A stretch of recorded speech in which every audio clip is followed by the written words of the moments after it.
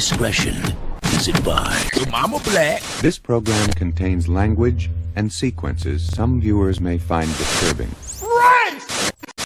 Disturbing new details about a Gwinnett County couple accused of locking their son in a basement for nearly 2 years. The father was once a standout Georgia Tech football player. Now he and his wife are accused of cruelty to children and false imprisonment. 11 Live's Duffy Dixon brings us the latest from two-day motions hearing underway. When the allegations surfaced in 2014, they were shocking. Now we're hearing from those who first had concerns about this family and the authorities who followed it up.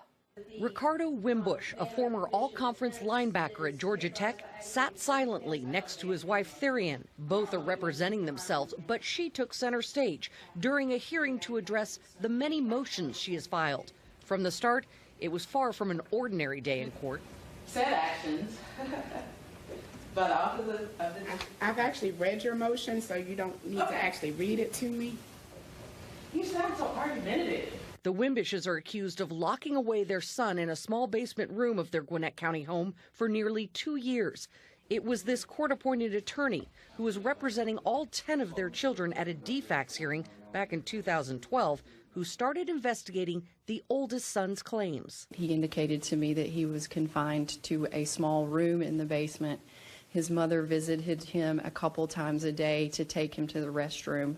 Otherwise, he had a plastic jar in his room should he need to relieve himself between the visits from his mother. Police say the room had a blacked out window, and aside from that jar, only a mattress, pillow, and blanket.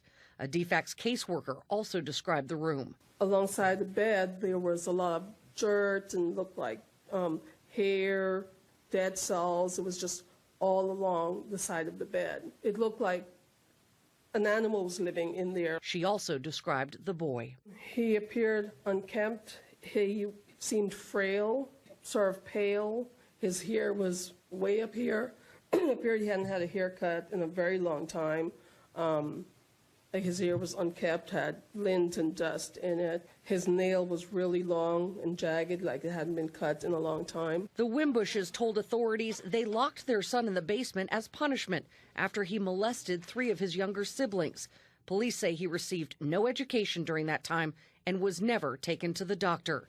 Among the motions filed by Therian Wimbush, asking the judge to be thrown off the case and the DA's office be here back. Why is he so stupid? Why is he so stupid? I ask myself that every day. Breaking news, nigga. Some breaking news. Facts don't care about your feelings. There's something wrong with the black man's mind. There's something wrong with his mind. Breaking news, Florida man has been arrested for the robbery of SunTrust Bank in West Memphis. Cameron Green was arrested Tuesday and charged with the bank robbery on December 15th. According to police, Green went into the bank and handed a teller a note demanding money. The teller complied with the demands, and Green, seen here in a face mask, ran from the bank with about $300. A bond was set at $30,000. A Marietta Police Department Facebook post dedicated to an alleged shoplifter has gone viral. Here's the post, made Monday, comically points out that a man accused of shoplifting from a local pawn shop left behind a driver's license and a completed pawn ticket with contact information and a fingerprint for good measure. The post also notes that the alleged theft was caught on camera. The end of this post reads, "When you make it this easy, it takes all the fun out of chasing the bad guys," end quote. The follow-up post yesterday says that the suspect was caught after a brief search. Police say they also found drugs and property taken from that pawn shop. Exclusively learned that after multiple carjackings and car thefts in South Fulton gas stations, thieves targeted one of the stars of Fox's new hit show, Star. Cops say crooks took off with Queen Latifah's car while someone was pumping gas. Fox 5's Jacqueline Schultz is live at Fulton County Police Headquarters tonight. Jacqueline, police did recover that vehicle, right? And by the way, we are the only station to report that Queen Latifah's car was stolen at the pump and the only station to get the police report for the ordeal. Police did say that Queen Latifah's car was recovered at an apartment complex in Mechanicsville. And sad to say, this shows that even Hollywood's elite can become targets and victims of the scheme to steal cars at the pump. The scary scenario played over too many times in South Fulton County. A driver pumps gas and a thief sneaks in the driver's seat and drives off. But Fulton County police say a star on Fox's new TV show filming in Atlanta became a victim too when someone stole her car at a South Fulton County gas station. In their report, police identify Queen Latifah by her real name, Dana Owens, and say she had someone driving her car when the person tried to fill it up at the Shell gas station on Fulton Industrial Boulevard, and a white BMW pulled up beside him. Police say this all went down at pump number 4 at the gas station. Queen Latifah's car was parked here when all of a sudden he heard the ignition start and then saw the car drive off. Atlanta police found the car off McDaniel Street in southwest Atlanta at an apartment complex. Security told police they saw 3 men near the car, as well as that white BMW and another car, also possibly stolen. This is not normal. This is not okay. We have to put a stop to this. The public safety problem turned very personal for Fulton County Commissioner Marvin Arrington Jr. Friday night at the BP gas station off Cascade Road, where plenty other people have been targeted.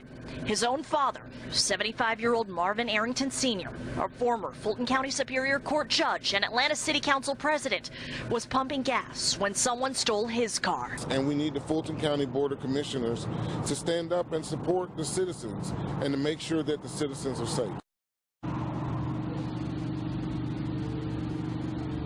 And Chairman Eves' office told me that there's going to be an emergency meeting on January 2nd on that issue on car thefts at the pump. It's going to be held at Fulton County headquarters on the 2nd from 4 to 5 p.m. Any residents and business owners are welcome. A registered sex offender arrested after he allegedly exposed himself near a Memphis hospital and high school. Tonight, WMC Action News 5's Sasha Jones examines the suspect's lengthy rap sheet. Eric Brock was not only near Methodist University Hospital, but he was also a block away from Central High School when he was caught. According to police, he allegedly was exposing himself, and according to these affidavits, it's nothing new. He may be on the sex offender registry. Wear a GPS ankle bracelet. But that did not stop this man from allegedly exposing himself in public again. I don't approve of it.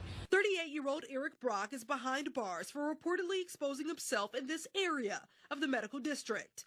He was seen near Bellevue in Linden by Methodist University Hospital and just a block from Central High School. This police narrative says a female security guard was the one who spotted him. This is not the first time Brock has been caught in the act. Last year, he was accused of doing the same thing outside of a rehab facility. In 2014, he was accused of doing the same thing outside of the Edison Apartments. And in 2011, he was accused of exposing himself on Louisiana Street. I got made. Quinn McCrae waits for the bus in the area of Brock's last sighting. Just around the job, we gotta observe and look and make sure you're okay. She says this is a reminder to watch your back and to stay protected. Walk with something heavy when you by yourself, especially being a young girl like myself. Mace. Brock is now facing charges for indecent exposure along with sex offender registry violations. He's due back in court on January. You know what the blood is, babe? Want to hit the blood? Do you want to hit the gas? Yeah. Hit the blood, man. Hit the blood one more time, though. Hit the blood one more time. Yeah. Hey, oh no, that's enough, baby. That's enough. Because he about to smash that look. He high already. Yeah, that gas. Yeah, he just. Look, he crying. Look. Man sitting behind bars tonight because of a phone call he made asking for a ride. It's who he called that has him in big trouble. The alleged incident happened along Winton Road in Springfield Township. I'm Michael Baldwin, joins us from the Hamilton County Justice Center with more on this pretty bizarre story, Michael. Yeah, Rob, we're over here at the Justice Center because this is where he's being held. The man used his phone to call for a ride, but he didn't call a friend, an Uber, or a taxi service. He called 911. Marvin Matthews is spending the night in jail because he needed a ride. Problem is, instead of calling a taxi service, he called 911. 911 emergency dispatcher Rose. I'm gonna take your dump right now. I'm Walter Matthews. Come pick me up and take me home. His ex-girlfriend, who did not want to be interviewed, said he was not invited to her home when he was dropped off last night. Springfield Township police responded quickly, especially after hearing this exchange. They thought at first he was a murder suspect calling for a ride. Okay, are you wanted for something? Wanted for murder? You're wanted for murder? Now, the operator is trying to keep calm with a potential murder suspect on the line. Police said they were busy running his name and not coming up with anything. But the 911 operator kept them talking until the cops arrived. Okay, what's the address? You better hurry up right now. Sir, are you talking to me? I just answered the call. Did I offend you in some way? Around. Okay, what's the address? Didn't I just tell you Winton Road? Huh? The cops came and arrested Matthews for making false alarms. Springfield Township Police Officer James Sheeler told Matthews, quote, "You can't call police to say you have a warrant just to get them to pick you up for a ride." All right, Matthews' bond is set at $1,000. His next court date is going to be January 12th. He pled not guilty. His ex-girlfriend told me, she told him she doesn't want him coming back to her home again. We're live here at the Justice Center. Michael Baldwin, Fox 19. The Town Center Mall in Aurora was shut down Monday night after unruly crowds surrounded an Aurora police officer. 3 of the 5 teenagers arrested are speaking out now, saying the whole event is a big misunderstanding. 9 News reporter Victoria Sanchez talked to the teen girls about what they say happened the day after Christmas. The girls say it was supposed to be a shopping day to spend their Christmas money, and it seemed like hundreds of other teens in Aurora had the same idea. Everybody we know is at the mall, so no, nothing was unusual. The only thing unusual was we got arrested. For no reason. We're confused because we're just innocent kids. We're having fun. Police say it wasn't so innocent when an off-duty officer working security for the town center saw a 13-year-old throwing punches. When he went to take her into custody, she became uncooperative, pulling away from the officer, calling him names. At that point, her sister became involved and tried to interfere with the arrest, and then another friend, juvenile friend, did the same thing. 16-year-old Damarian, her 13-year-old sister Jasaria, and 15-year-old cousin Armani say they were the ones arrested. They can't say that we fought. We didn't fight. They can't say that we was resisting arrest. They have cameras in the mall. Where's the proof that we was fighting? Police say body camera video shows the fight, arrests, and foul language directed at the officer. But it won't be released to the public due to the current investigation and video of underage teens. This cell phone video from a shopper shows 2 of the girls on the ground outside. The girls say it was all a misunderstanding, that they were actually trying to help a shopper out who got caught in the middle of an argument between 2 groups near the food court when they were asked to leave. So as our officer was trying to deal with these 3 females, he then became surrounded by a group of about 100 unruly teenagers. That group grew to 500 when police evacuated the mall. Police say it all started with the 3 relatives. I don't like the fact that when I go back to school, everybody's going to be like, oh, you're on the news, you got arrested, you did this, you did that. Everybody's already trying to say that we're the ones who caused it. And like, it's so much, right, it's so much to say we did not fight, we did not do this, we did not. But everybody's already against our word. The police are against our word, so of course they're going to believe what the officers are saying. All 3 are due back in court, facing possible charges of disorderly conduct and obstructing a police officer.